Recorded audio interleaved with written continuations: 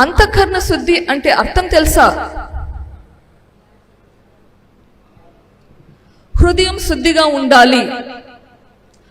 హృదయం శుద్ధి పెట్టుకొని పనులు చేసుకోవడం అవసరం.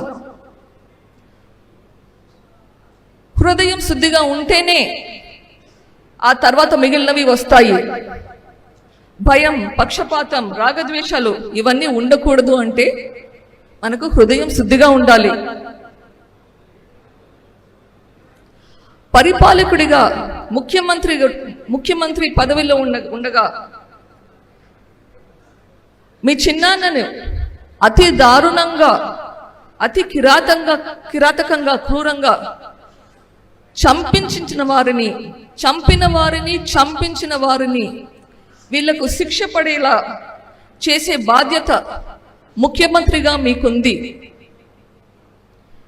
ఇప్పటి వరకు ఆ దిశగా ఎందుకు పనిచేయలేదు?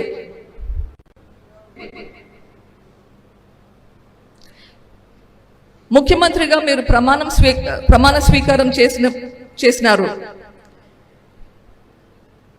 మరి ఎందుకు ఆ ప్రమాణం మీరు నిలబెట్టుకోలేకున్నారు?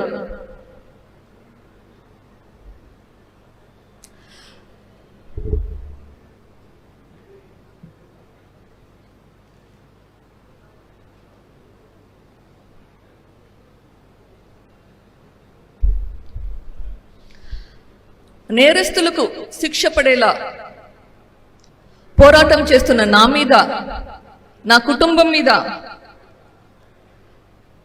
అదే నేరం మోపుతున్నారు. ఇది సమంజసమా? నాకు, నా కుటుంబానికి సంబంధం ఉంటే మా మీద చర్యలు తీసుకోవాలి. అది మీ బాధ్యత. నేను కానీ, నా కుటుంబం కానీ ఇది చేసింటే మమ్మల్ని అరెస్ట్ ఎందుకు చేయలేదు?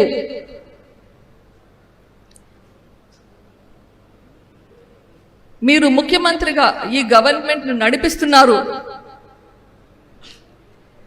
ఇది సునీత కుటుంబం చేసిందని మీరు చెప్పడం ఎబ్బేటుగా లేదు? అధికారంలో ఉండి ఆరోపణలు వేస్తున్నారు.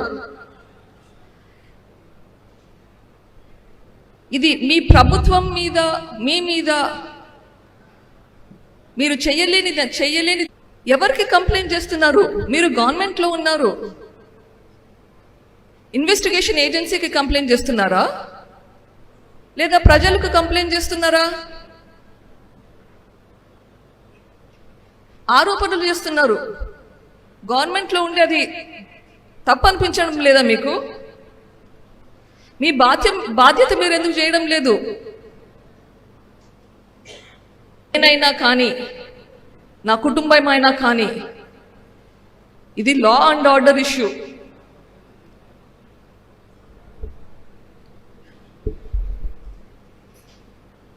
రాష్ట్రంలో లా అండ్ ఆర్డర్ అనేది ఉండాలి.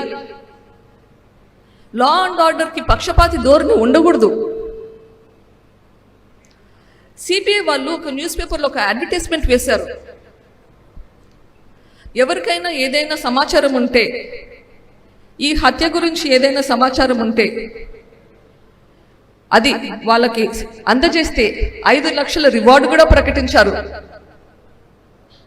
మేమే చంపినాము అని మీ దగ్గర ఏదైనా ఇన్ఫర్మేషన్ ఉంటే అది సిబిఐ వాళ్ళకి ఇస్తే ఒక 5 లక్షల రివార్డు కూడా మీకు వస్తుంది.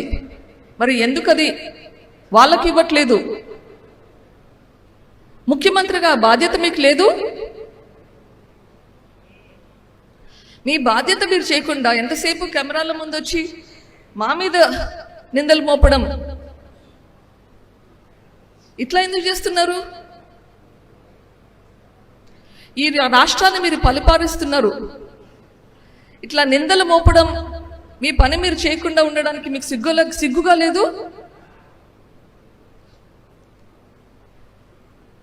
పదే మేం చేశామంటున్నారు, మా కుటుంబం చేశామంటున్నారు, సునీత కుటుంబం చేశామంటున్నారు. పోనీ జూన్ 2019 నుంచి మార్చ్ 2020 వరకు ఈ ఇన్వెస్టిగేషన్ మీ ప్రభుత్వమే చేసింది. ఆ టైంలో మమ్మల్ని అరెస్ట్ చేసి ఉండొచ్చు కదా.